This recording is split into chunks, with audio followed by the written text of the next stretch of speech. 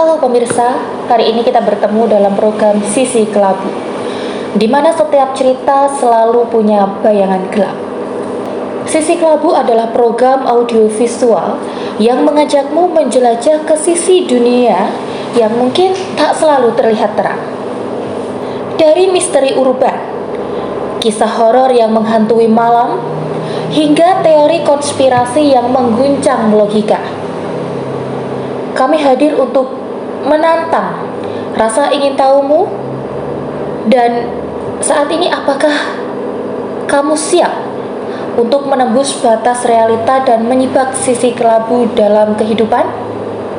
Hari ini Sisi Kelabu akan membahas tentang Pee-wee Ganskin. Jadi dibully dan diabaikan sejak kecil. Pee-wee Ganskin jadi pembunuh berantai paling sadis di Amerika. Ketika mendengar nama Pee-wee Ganskin, sebagian orang mungkin langsung teringat pada sebuah band rock lokal. Benar? Tapi di balik nama itu tersembunyi salah satu pembunuh berantai paling kejam dalam sejarah Amerika Serikat. Tubuhnya mungil, tingginya hanya sekitar 165 cm, beratnya kurang lebih 59 kg. Tapi di balik postur kecil itu tersembunyi jiwa yang kejam, sadis, dan sangat manipulatif.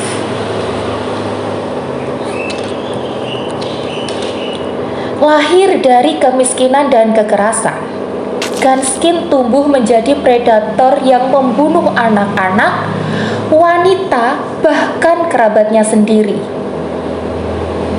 Dalam pengakuannya, ia telah membunuh lebih dari 80 orang, menjadikannya salah satu pembunuh berantai paling produktif dalam sejarah Carolina Selatan.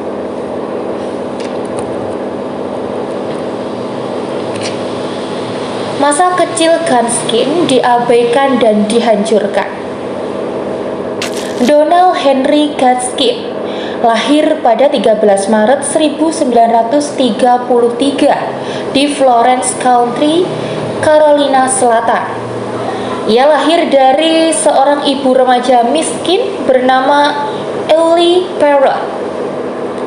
Ia tumbuh dalam kondisi yang bahkan sulit disebut sebagai rumah. Ia tak pernah mengenal siapa ayah kandungnya. Dan ia baru tahu nama lengkapnya saat duduk di persidangan atas kasus pemerkosaan dan penganiayaan. Sebagai anak kecil, Ganskin sering ditinggal oleh sang ibu. Ia minum minyak tanah saat masih bayi dan menderita kejang-kejang selama bertahun-tahun. Dan ketika sang ibu menikah lagi, hidup Ganskin justru semakin gelap. Ia mengalami berbagai penganiayaan fisik oleh ayah tirinya, dan sang ibu seolah berpura-pura tidak melihat. Ganskin bertubuh kecil dan dia mendapat julukan Pee-wee dari teman-temannya karena postur mungilnya, dan ia kerap menjadi korban bully. Masa remaja Ganskin dipenuhi dengan dendam, dan disitulah awal kejahatan ia dimulai.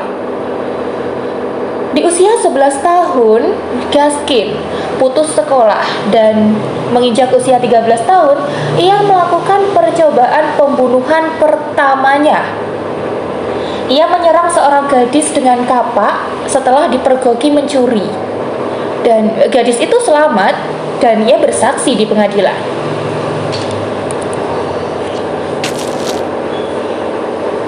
Pee-wee dikirim ke sekolah reformasi di tahun 1946. Tapi tempat ini tak lebih baik dari rumahnya, bahkan menjadi lebih buruk. Di sana ia diperkosa berulang kali oleh 20 anak laki-laki. Dan ia rela dijadikan budak oleh bos boy. hanya untuk bertahan hidup. Dalam salah satu percobaan, ia mencoba untuk kabur.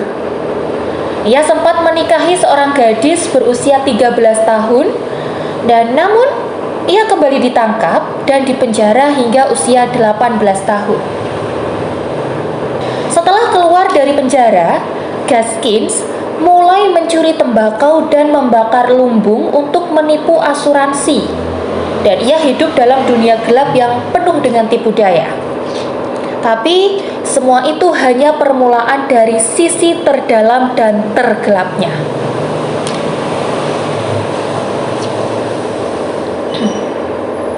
Kejahatan Gaskin ini meningkat tajam ketika ia merasa diejek oleh seorang gadis remaja yang mencibir aksinya membakar lumbung.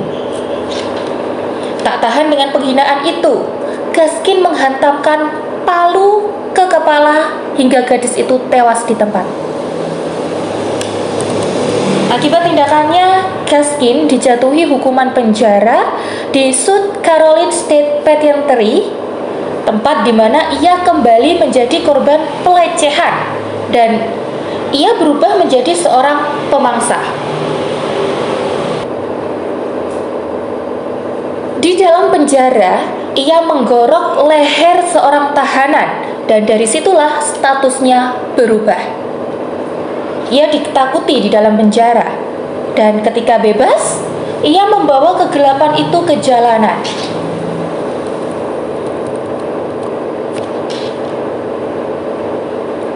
Gaskin mulai menarget siapa saja, entah pejalan kaki, wanita, bahkan balita.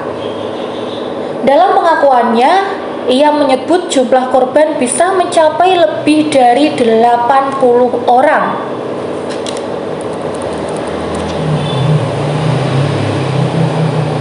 Salah satu kasus yang paling mengerikan adalah saat ia memperkosa dan juga membunuh keponakannya sendiri, Janice Kirby, yang saat itu masih berusia 15 tahun, bersama dengan temannya Patricia Alsopro. Kedua gadis itu lenyap begitu saja. Ia tak lagi memilih korban. Dari situlah dia menjadi pemangsa bagi siapa saja yang terlihat lemah atau yang menyinggung egonya. Ia bahkan berniat memperkosa anak yang berusia 2 tahun, lalu kemudian membunuhnya. Setelah sebelumnya menenggelamkan seorang perempuan yang sedang hamil. Setelah dinyatakan bersalah atas sejumlah kasus pembunuhan, Gaskin dijatuhi hukuman mati. Namun, di tahun 1976, Mahkamah Agung sempat membatalkan beberapa hukuman mati di Amerika Serikat, termasuk yang diterima oleh Gaskin. Hukumannya pun berubah menjadi penjara seumur hidup.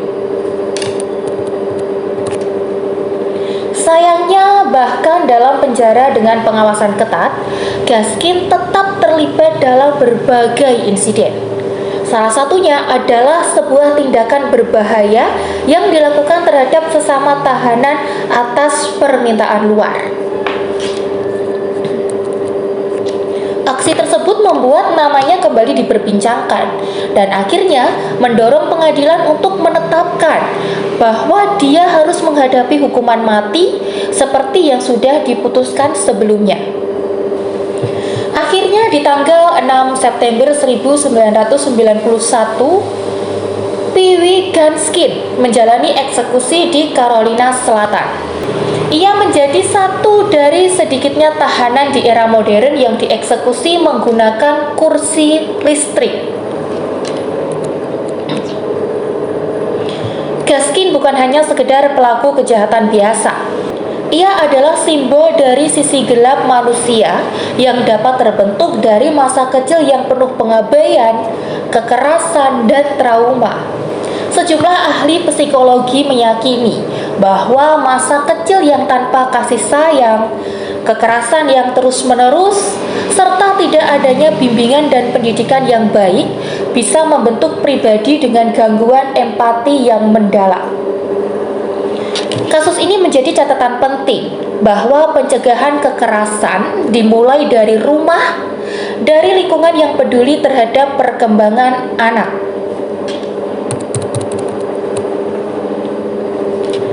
PW Gaskin memang telah tiada, namun kisahnya tetap hidup sebagai peringatan keras bahwa ketidakpedulian sosial, pengabaian keluarga, dan lemahnya pendidikan karakter bisa melahirkan jiwa-jiwa yang hilang arah. Seorang pria bertubuh mungil yang tampak biasa saja, gak berbahaya, namun ternyata menyimpan sisi gelap yang tak terduga. Ini menjadi bukti bahwa kejahatan tidak selalu datang dari fisik yang besar dan raut wajah yang menyeramkan. Ini bukan hanya kasus kriminal. Ini adalah kisah tentang bagaimana manusia bisa berubah dan ketika dunia gagal menjaganya sejak kecil. Itulah kisah dari PW Gaskin yang dibully dan diabaikan sejak kecil, yang membuatnya menjadi salah satu pembunuh berantai paling sadis di Amerika. Sampai bertemu di sisi kelabu selanjutnya, di mana setiap cerita selalu punya bayangan gelap.